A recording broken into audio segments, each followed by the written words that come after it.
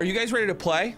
Yeah! Yeah? Are you psyched? Are you ready? Yes. Well, I begin all of my games with an overly written intro. New York City, Gotham, the Big Apple. Bite into this apple and you'll get a mouthful of blood. Yeah. It runs through the gutters. It's smeared across the benches on the subway platform. It trickles down the stone edifices of the great skyscrapers. From Brooklyn to Queens, from Harlem to City Hall, this city is drowning in blood.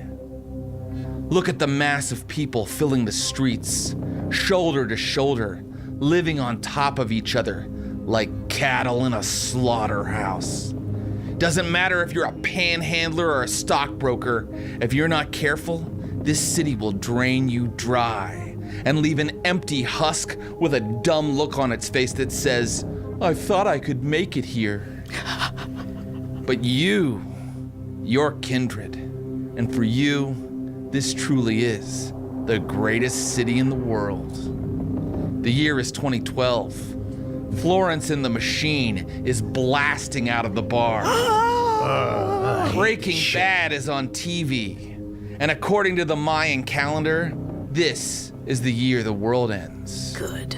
Maybe in fire, or in ice, or maybe it'll all end in a bloodbath.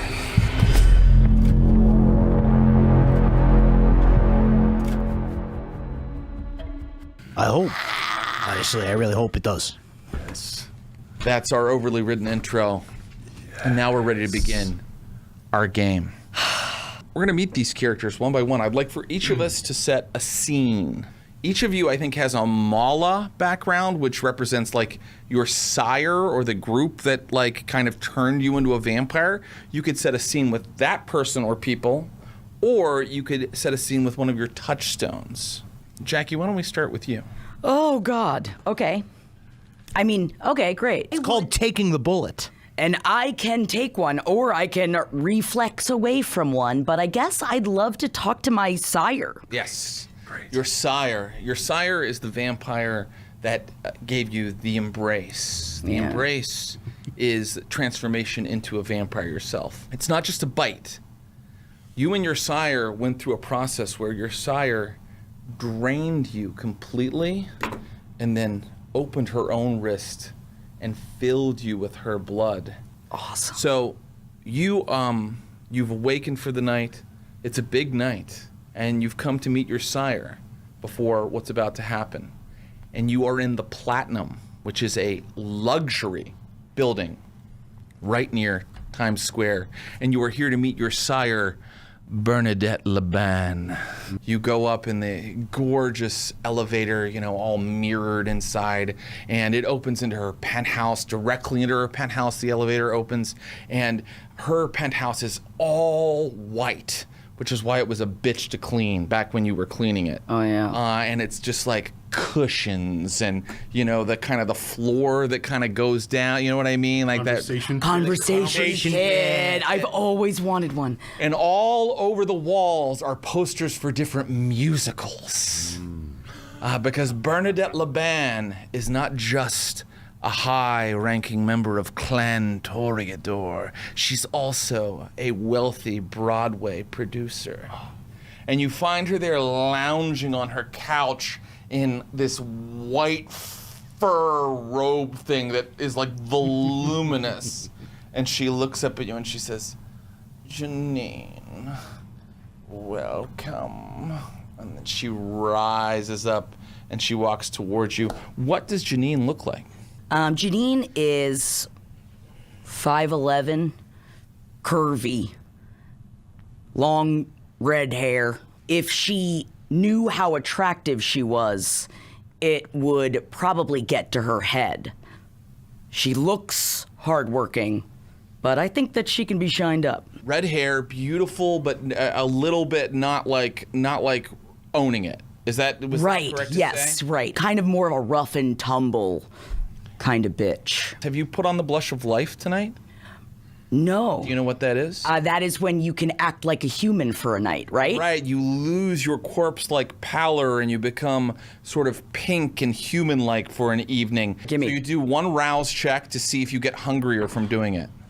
Super onk. Success, meaning you didn't get hungrier. You stay at hunger too. Not hungry. But for the rest of the night, you look human. But Bernadette has just been in her penthouse, so she hasn't had to put it on. So she's deathly pale, but she's got the little pursed lips and the look of a showgirl from the 1920s, and she's got kind of hair like that. And she walks up to you and she caresses your cheek and says, "Is this what you're wearing?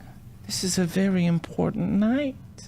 Oh, yeah, I just got here. Your hair. Oh, And she okay. grasps at you and pulls you over to like this big vanity with the big, Broadway lights around the vanity. And she starts working and she's doing it with just the utmost care, your nails and your lips. And she's making her girl beautiful.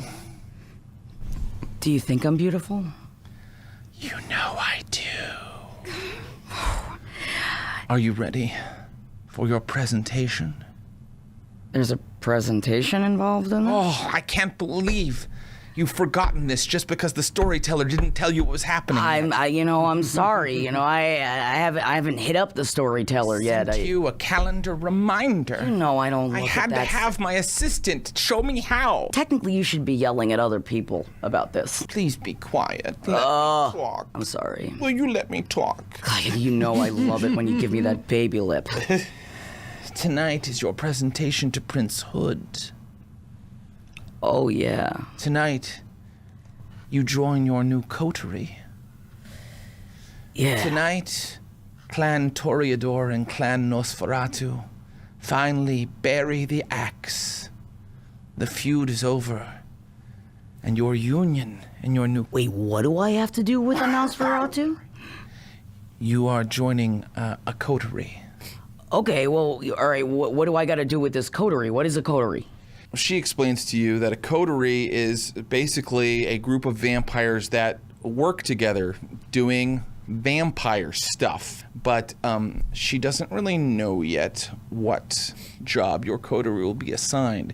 She's just telling you that your coterie is being formed to sign a new peace treaty between the Toreador and the Nosferatu that has been brokered by Clan Malkavian. Whoa.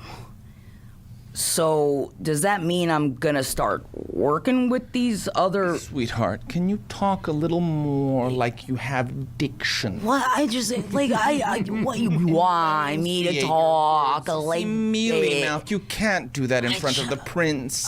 You can't! All right, She Bern, breaks a okay. mirror. All right, well, that's bad luck, I'm pretty sure. I don't think you're supposed to do that. They all think I'm mad for making you immortal. Who's saying this stuff? I feel like you keep saying this. It's like, then why'd you do it? Be careful. There are enemies everywhere. People who would like to see this treaty fail. It's very important that tonight goes well and that the coterie thrives. Can you promise me? Promise me you'll try. All right, before I promise, me. but wait, Burn. How do I make this prince guy happy? What am I supposed to do in this? Treat him as your liege lord, for that is what he is, and show some respect. Yeah, I'll show some respect. All right, yeah, all right. I promise. If that's what I got to do, I don't have to do anything else that I don't want to do. Just do what he says. Okay, baby. Anything you say, I'll do People it. who have upset the prince, they've ended up staked to the roof of the Knickerbocker. All right. Now, let's talk outfit. And she walks off into a huge wardrobe. All right. Let's set a scene with Ross's character. Okay. Would you like to talk to... You have 2 touchstones. I do. Touchstones are humans, mortals that keep you connected to the mortal world. You also have a sire, whom we haven't even discussed We've yet. not discussed at all. Jackie just met her character's sire for the first time, just now. I think I'd like to go Touchstone. Your sister, your character has a sister That's who right. is not a vampire. Right. This is Michaela Van Dyke. That's right. And your character, Wes Van Dyke, is also involved in the film community. The art film community. The art film community. So you also have a touchstone who is an actress that you've worked with. That's right. And her name is Jez Bruno. Not just an actress, she is a muse of Wes's. I think I'd like to have the scene with them. With Jez. Yes. Yeah. You haven't told Jez what you are now, right? No. Let's say no. So give me a rouse roll to put on the blush of life. This is deeply dangerous because I already have 3 hunger. Oh no. At 5, you start going completely feral. So this is irresponsible. Oh. Yeah, but you are also a fledgling vampire. You're new to this world, and you've let yourself get hungry. Sometimes it can be hard to hunt. This maybe tells me the nature of this relationship, that he's willing to lose time in these artistic pursuits at the expense of his hunger, and he hasn't maybe even noticed just how hungry he's become in her presence as they're working together. And he has 4 hunger now. Oh, no. All right. So has he been working with her this evening? I think that's with them. Yes, and I think it is them. Even though this is like 2012, I want to say that Jez Bruno has this kind of androgynous, genderqueer quality that Wes finds incredibly intriguing in how like physically beautiful and androgynous Jez is, and this has become an obsession of sorts. So let's see down in a little room that's been converted into a soundstage, like spray painted black skylight above, and just like a strobe light going, just like in the dark. There is Wes Van Dyke with a 16mm camera, just his eye just bulging out of its socket. Right, and that camera is probably focusing in on like the pumping blood in the neck and that is Jez as they like kind of arch their back and like look into the camera. And Jez, what is Jez wearing? This is your vision. It's your film. It is indeed my vision.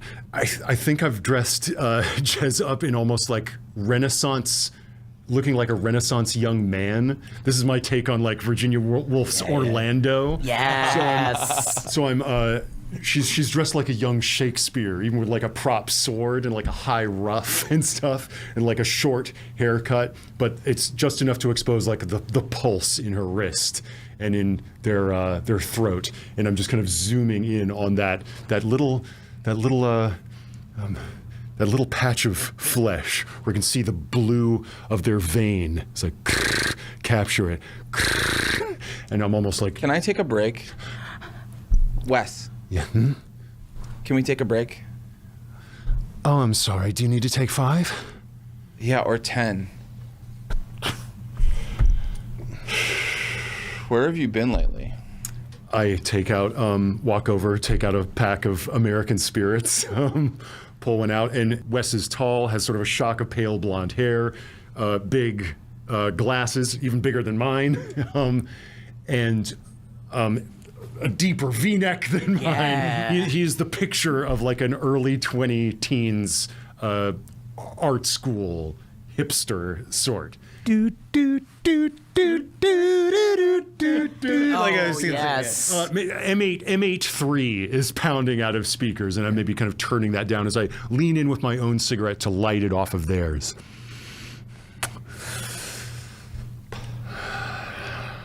I'm sorry if I was overbearing. I'm just trying to capture my vision. There's something different about you. What do you mean? I don't know. They get really close. And I can... Is this new? Looks at your shirt or jacket. Yeah, it's vintage. I thrifted it yesterday. I love thrifting.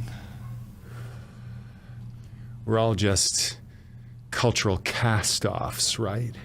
Waiting for someone with a vision to pluck us up and put us back on the rack. I don't know about that. I just know I love trash. Well, you're an exquisite piece of trash. I love that. So next time we're going to have you in a little bit more of a feminine look. We're not quite done shooting the dream sequence yet. Once we have this nailed down, then we'll actually get into narrative stuff. But I'm not really concerned about that yet. So what's the plan? I mean, what's this going to get you?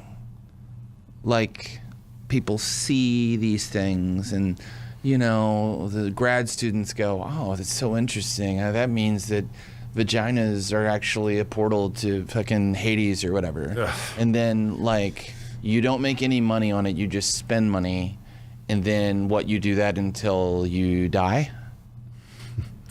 Yeah, I guess I'll do that until I die. For me, it's all about process. The product is what it is. A film is never really completed. It's only abandoned. I think Truffaut said that. So I'm just all about the process. Are you with me throughout the process? And he grabs their wrist, feeling the pulse pounding against his palm. They're kind of breathing a little heavy. Yeah, I don't know, you know. Like, I need to make money, so... Oh, don't worry, you're gonna get your rate. No, I mean, I want to be, like, known. I could maybe introduce you to some people. And you have something that's better than talent, Jez. You have a look. And I don't mean that in a superficial way. You have an energy. An energy that goes beyond anything that Okay, you could... do you want to do some more takes? Yeah. And they get up in front of the camera, but then your phone goes off. Sorry, yeah. It's an alarm. You have a meeting tonight at the Knickerbocker Hotel. Okay. Jess, I think that's a wrap. What? Take the break. I'll make some calls, okay? Okay. Ciao, ciao. And I'll kind of come in like... And as I go in close to the neck, it's just like... For the first time, I realized just how hungry I am. Do you want to make a willpower roll right now? Okay. All right. A fog machine is like... We're wrapped in mist in the strobing light. Like, don't worry, I'll introduce you to some people. You're gonna be huge. 3 successes. Don't worry. I know it's cliche or whatever, but sometimes cliches are the only thing that's true. I'm gonna make you a star. This can't happen. Yeah, This is professional. of course. Okay, go to... I don't know what you thought this was. I can't believe it. It's supposed to be professional, but you're just leaving in the middle of the shoot. Okay. Bye now. Mel. Yeah, I think I want to talk to my touchstone. Okay. I want to talk to Emmeline, Emmeline, yeah. who comes down and says hello to me in my little hole. There is an Amtrak tunnel, and it is kind of under Riverside Park. And there are people that live down in that Amtrak tunnel. Now, People. Yeah. In the real world, those people were forced to vacate decades ago.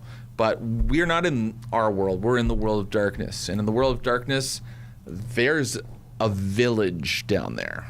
And there is a social worker named Emmeline Abrams who's come, and she's like, right now, she's giving out cell phones. Like old kind of flip cell phones too. You're late! Sorry, Mel. You're late! You always show up whenever the hell it is you want to show up. I didn't know that we had an appointment. You come here every third Wednesday, 11:15 on the dot. I know you do. And you decided to just come running. People depend on you. You depend on me? No, I don't depend on you. That's sweet. What does Mel look like? Mel is, you describe him as rodent-like. Let's say he's a person that never fit in anywhere. And now he's somebody he's always preferred the darkness, and he's always preferred the other side of the tracks. He has a long black coat on that's covered with muck. He's got long, stringy, not too dissimilar from this. Yeah. Longer than this, a long face. He's all hunched over. His skin's almost green. He's so, it looks like he's covered in mold. In fact, in order to not look like a total alien monster, he must use the blush of life. So Yes. please give me a rouse check. Got a success. Okay, so you don't get hungrier. I just ate. Did you want a phone? Yeah, give it to me. Okay, these are prepaid, so here you go. Yeah, give me something it's good for trade. You give me that? You give me the stuff for the cages? The cages? I told you! The cages! They're sick of being on the newspapers. It's hurting their feet. They want soft bedding. I said if you could go get that run for me. Oh, the rats. My family. Yeah. Right. Sure. Family. Yeah, I don't know if I can get cages. That's not really something. I just need the bedding for the cages. Bedding, That's right. what I said. I'm sick of them being on by themselves. Okay. Quit yelling at me, okay? You're not allowed to yell at me, okay? Sorry. All right. I'll get you bedding, okay? I have to take care of a lot of people here, you know? I'm trying to facilitate a lot of different people down here. Those fucking people don't deserve any help. They don't even deserve your help. Why don't they deserve help? Yeah, I'll just... You don't have an answer. You're just trying to be fussy. You don't tell me what I am. You don't tell me what I do. You don't tell me what I think. You want a bagel? No, I don't want a bagel. Does anybody want a bagel? She's handing out bagels. Yeah, you think you're all good or whatever, coming out and you're volunteering, doing whatever it is that you do down here. Like you're some kind of saint, some kind of angel or whatever. This is my job. Oh, you get paid to do this? Oh, thank you very much. Yeah. Thank you, then. Oh, it's your job. Oh, so I guess it must be easy for you, then, to take the little time out of your day to come out here and say hello, fucking invisible people, huh? I see you. You ever think maybe you shouldn't be seeing me? Maybe I'm a lot more dangerous than even I look. Maybe I am like this monster. Maybe I am just like this thing. I'm just this fucking monster. Maybe you don't know who's there. You don't know who you're looking at. Yeah, maybe you are. You're not going to hurt me, are you? Is that what you're saying? Okay. So you need bedding for your rat. Yeah, I need it. I need So I went up there. I went looking at the dumpsters over by the Petco the other day. There was something in there. Okay. Is there anything else? I mean, you are making friends here, right? Like, that's important. Sometimes I make friends. Yeah, sure. I got plenty of good friends down here. Thousands of great friends. No, not the rats. That's not what I'm talking about. They don't say nothing. But you know, people would be better. Yeah. Also, you know, come up in the sunshine every once in a while. Why don't you stop talking about things you don't know anything about?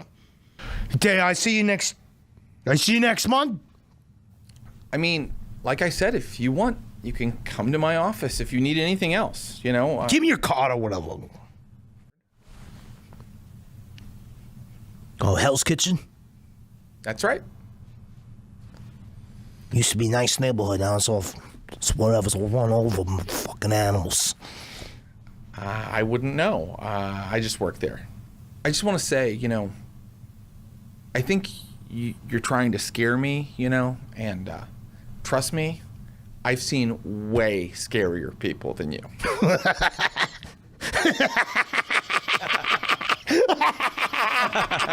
That's funny. That's funny. To me, that's funny. Okay, well, Thank you. Thank you for the betting. This is Okay, guys, no, let me show you how to use that phone. And she walks off. And you know you have to be somewhere tonight. I guess I better not be late for a very important date. Did you take a phone? I got the phone. Yeah, I have the phone because that's the only way I know what time it is. Well, just a little bit of trivia.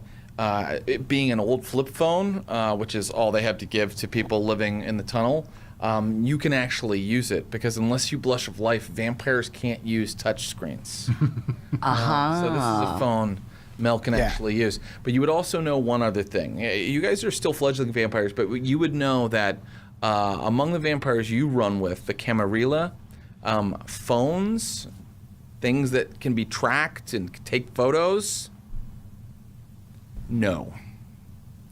Generally not allowed. So you've got a little bit of contraband there.